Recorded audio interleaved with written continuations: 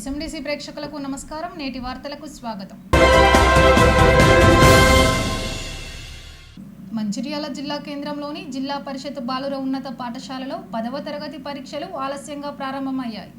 శుక్రవారం ఉదయం 9:30కు ప్రారంభం కావాల్సిన పరీక్షలు 2 గంటలు ఆలస్యంగా జరిగాయి. పోలీస్ స్టేషన్ నుంచి తెలుగు ప్రశ్నపత్రంకు బదులుగా హిందీ ప్రశ్నపత్రం తీసుకొచ్చారు. విద్యార్థులకు ప్రశ్నపత్రం ఇచ్చే ముందు జరిగిన పొరపాటు గ్రహించారు. మళ్లీ పోలీస్ స్టేషన్కు వెళ్లి వచ్చేసరికి 2 గంటల ఆలస్యమైంది. 12:30కు ప్రారంభమైన పరీక్ష 2:30 వరకు నిర్వహించారు. విద్యార్థులకు ఆకలి వేయకుండా బిస్కెట్లు పంపిణీ చేశారు. ఇదిలా ఉండగా పరీక్ష ఆలస్యం, అధికారుల నిర్వాహకంపై కలెక్టర్ కుమార్ దీపక్ ఆగ్రహం వ్యక్తం చేశారు.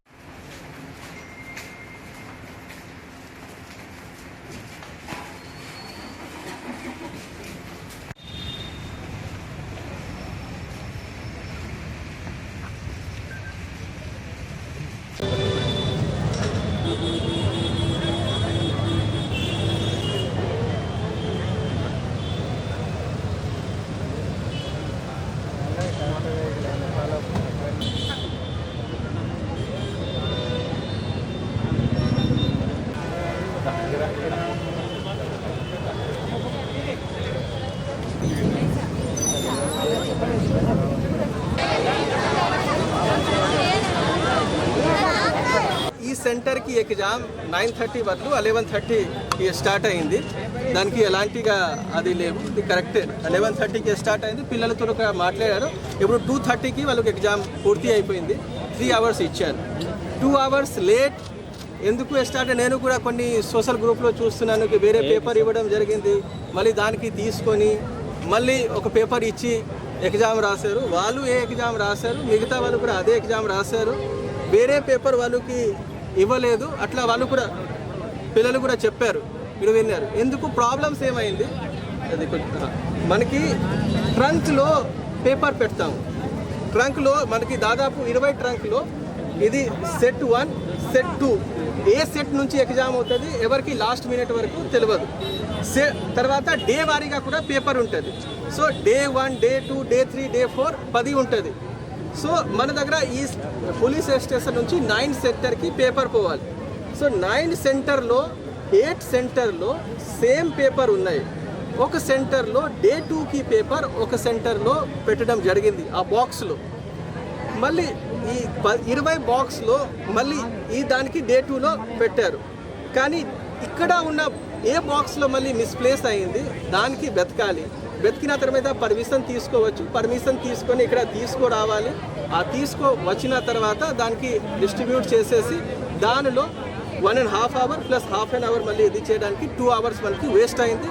2 అవర్స్ నిజమే వాళ్ళు లేట్గా ఎగ్జామ్ రాశారు. కానీ వాళ్ళకి అక్కడ పైన నుంచి డిస్కస్ చేసేసి 3 అవర్స్ వాళ్ళు కూడా ఇచ్చాము. కానీ వేరే పేపర్ ఇవ్వడం జరిగింది, అట్లా ఎలాంటిగా లేవు. ఈ మిస్టేక్ ఎవరితోటి జరిగింది? కన్సర్న్ పర్సన్ ఎవరైనా దానికి బాక్స్లో ప్యాక్ చేస్తున్నారు, వాళ్ళు చెక్ చేసి ప్యాక్ చేయాల్సింది. వాళ్ళ నుంచి జరిగింది. మనం ఐడెంటిఫై చేసాము. 2 మీద ఆల్రెడీ సస్పెన్షన్కి ఆల్రెడీ చెప్పడం జరిగింది. By evening will suspend them. వాళ్ళ మీద డిసిప్లినరీ యాక్షన్ కూడా నడుస్తుంది and will take strict action. ఇట్లా మళ్ళీ జరగకుండా కాబట్టి మళ్ళీ బాక్సెస్కి చెక్ చేస్తున్నాము. నెక్స్ట్ టైం ఇట్లా అక్కడ జరగకుండా మనం చూస్తాము.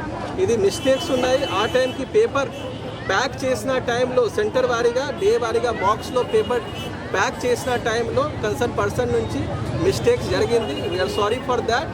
దాని నుంచి పిల్లలకి 2 అవర్స్ తర్వాత వచ్చారు. అందరూ పిల్లలు వచ్చారు, మీరు అడగండి. వాళ్ళకు ఒకటే పేపర్ ఇవ్వడం జరిగింది, 2 hours లేట్ ఇవ్వడం జరిగింది. ఎందుకు మొత్తం ప్రాసెస్ ఫాలో చేయాల్సింది అండ్ అన్ని వేరే బాక్స్ నుంచి వెతకాలి. దానిలో 2 hours మనకి లేట్ అయింది. We're sorry for that. కానీ ఎలాంటిగా అది పేపర్ లీక్ ఆర్ వేరే పేపర్ ఇవ్వడం జరిగింది, అది మొత్తం రాంగ్ ఇన్ఫర్మేషన్. మీ అందరూ కూడా ఎందుకు మనం దానికి కరెక్ట్గా చెప్పకపోతే వేరే పేపర్ ఇవ్వడం జరిగింది అంటే పేపర్ లీక్ అయింది, ఎందుకు వాళ్ళకి సెకండ్ పేపర్ తెలుస్తుంది. You can ask them. వాళ్ళకి ఎలాంటిగా వేరే పేపర్ ఇవ్వడం జరగలేదు. వాళ్ళకి ఇదే ఒక పేపర్ 11:25 మనకి 11కి రీచ్ అయింది. 11:30 వరకు డిస్ట్రిబ్యూట్ అయ్యి వాళ్ళకి 3 hours వాళ్ళు రాసేసారు. వాళ్ళకి మనం స్నాక్స్ కూడా ప్రొవైడ్ చేశారు, ఎందుకు వాళ్ళు 12:31కి పోవాలి. కానీ 2 hours లేట్గా ఉన్నారు కాబట్టి ప్రొవైడెడ్ స్నాక్స్. బట్ స్టిల్ మన దగ్గర నుంచి కన్సర్న్ పర్సన్ నుంచి మిస్టేక్ జరిగింది, వాళ్ళు కరెక్ట్గా ప్యాక్ చేయలేదు కాబట్టి 2 hours డిలే నుంచి ఎగ్జామ్. బాధ్యులు ఎవరు అసలు దీనికి? ఇద్దరు concern chief superintendent and concern officer వాళ్ళు ప్యాక్ చేస్తున్నారు. వాళ్ళ నుంచి తప్పు జరిగింది, వీఆర్ సస్పెండింగ్ దమ్. సాయంత్రం వరకు ఆర్డర్ వెళ్తుంది అండ్ మనం వేరే వాళ్ళకి ఇక్కడ డిప్యూట్ చేస్తున్నాం. ఫస్ట్ ఒక ప్యాకెట్ ఉంటుంది, ఆ ప్యాకెట్కి ఓపెన్ చేస్తే బ్రౌన్ కవర్లో, నేను కూడా చూశాను, బ్రౌన్ కవర్లో రాసి ఉంటుంది ఏ సబ్జెక్ట్కి ఉన్నాయి.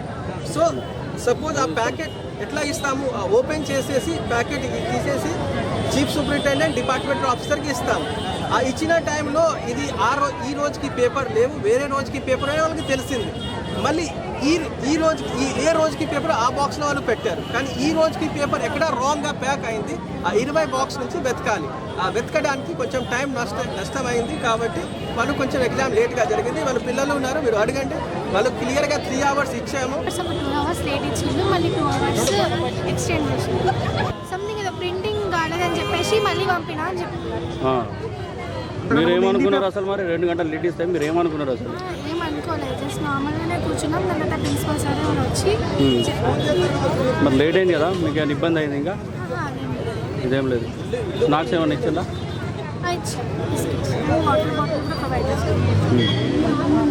అసెంబ్లీ సాక్షిగా ఎస్సీ వర్గీకరణకు ఆమోదం తెలిపిన తెలంగాణ రాష్ట్ర ముఖ్యమంత్రికి క్యాతన్పల్లి మున్సిపాలిటీ ఎంఆర్పీఎస్ నాయకులు కృతజ్ఞతలు తెలిపారు. స్థానిక సిహెచ్పి ఎదురుగా గల అంబేద్కర్ విగ్రహానికి పూలమాలలు వేసి నివాళులర్పించి పాలాభిషేకం చేశారు.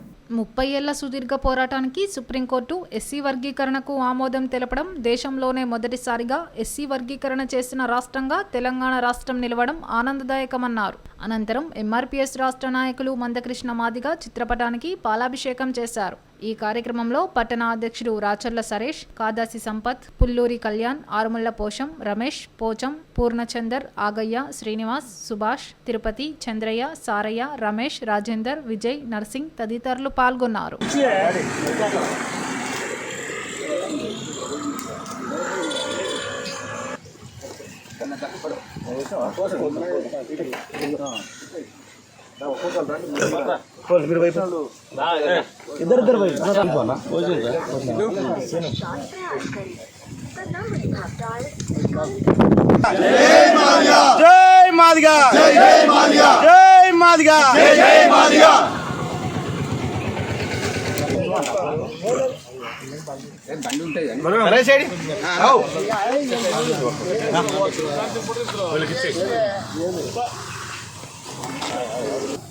ఈరోజు ఏదైతే క్యాతనపల్లి ఎంఆర్పిఎస్ శాఖ ఆధ్వర్యంలో మందకృష్ణ మాదిగ గారికి క్యాతనపల్లి పట్టణ శాఖ ఆధ్వర్యంలో పాలాభిషేకం మరి చేయడం జరిగింది. ఇదైతే 30 సంవత్సరాల సుదీర్ఘ పోరాటం.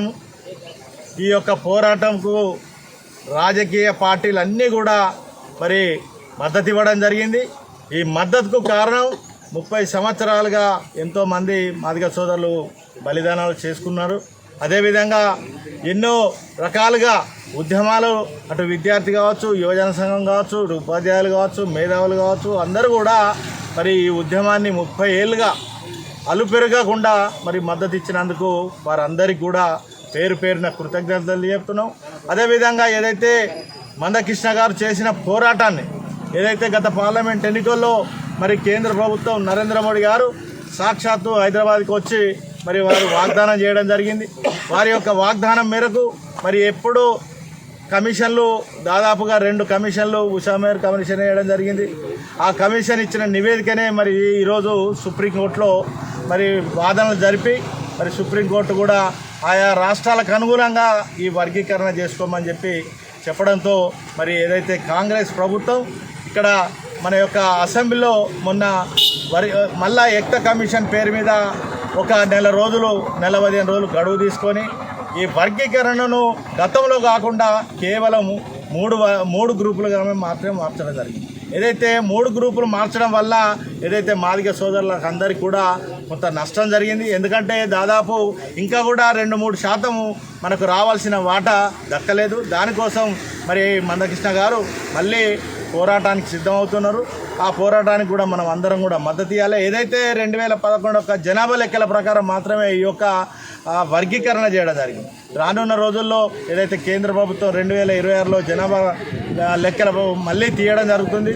దాంట్లో మన వాటా 18 నుండి 21% వరకు మరి మాదిగ సోదరులకు రానున్నది కనుక ఈ యొక్క పోరాటాన్ని ఇంతటితోనే ఆపకుండా ఏదైతే మందకృష్ణ గారు వారి సూచన మేరకు మనం కూడా ఇంకా కూడా 3 గ్రూపులు కాకుండా 4వ గ్రూప్ కూడా, ఎందుకంటే ఈ 3 గ్రూపులు కలిపి కేవలం ఒక వర్గానికి మేలు చేసే విధంగా చేయడం జరిగింది కనుక ఆ యొక్క కుట్రలను కూడా మరి మందకృష్ణ గారు ఆలోచన చేసే మేధావులందరితో మాట్లాడే మరి ఈ 3 గ్రూపులతో సమయం పెంచాలి, మా యొక్క విజ్ఞప్తులను కూడా సానుకూలంగా పరిశీలించాలని చెప్పినప్పటికీ కూడా మరి అసెంబ్లీలో వారికి ఏదైతే ఒక వర్గానికి తలొగ్గి మరి సేమ్ మళ్ళీ ఏక్త కమిషన్ ఏదైతే ఇచ్చిండో అదే 3 గ్రూపులుగానే మాత్రమే మరి చేయడం జరిగింది.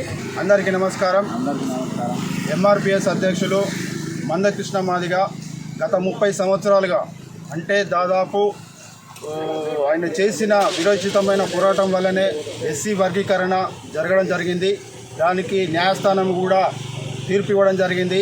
ఈ తీర్పును ఈ 2 రోజుల క్రితం తెలంగాణ రాష్ట్ర ప్రభుత్వం సీఎం కూడా అసెంబ్లీలో తీర్మానం చేయడం జరిగింది. దీని అందరికీ కూడా కారణం మందకృష్ణ మాదిగ చేసిన విరోచితమైన పోరాటం వల్లనే ఎస్సీ మాదిగలకు అందరికీ కూడా గొప్ప జీవితం మనకు ప్రసాదించడం జరిగింది. దీని అందరికీ కారణమైనటువంటి మందకృష్ణ మాదిగను ఈరోజు పాలాభిషేకం జరిగింది. నేటి ఎస్ఎండిసి న్యూస్ ఇంతటితో సమాప్తం. తిరిగి ప్రసారం అయ్యే ఎస్ఎండిసి న్యూస్లో మళ్ళీ కలుద్దాం. అంతవరకు సెలవు. నమస్కారం.